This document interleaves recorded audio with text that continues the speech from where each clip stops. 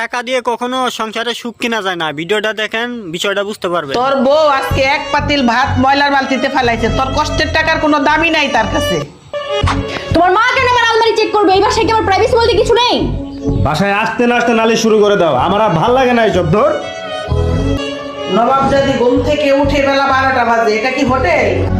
পান থেকে চুন খুসলে তোমার মা আমার বাপ মা তুলে কথা বলে, এটা কিন্তু আমার ভালো লাগে না, বলে দিলাম। ধুর, মার বউয়ের কামড়া কামড়ি আর ভালো লাগছে না, আজকে একটা সমাধান করতেই হবে। তোমরা দুজন সারাদিন আমার কাছে একে অপরের নামে নালিশ করতে থাকো। বাইরে পেটের জন্য যুদ্ধ করি আর ঘরে শান্তির জন্য।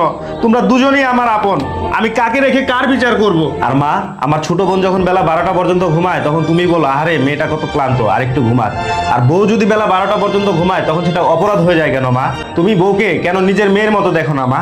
তোমার নিজের মা যখন তোমাকে বকা দেয়, তুমি কি লাগেজ গুছিয়ে কোথাও চলে যাও, নাকি 2 মিনিট পর সব ভুলে যেয়ে আবার তার সাথে কথা বলো? শাশুড়িকে তুমিও মা ভাবতে শেখো।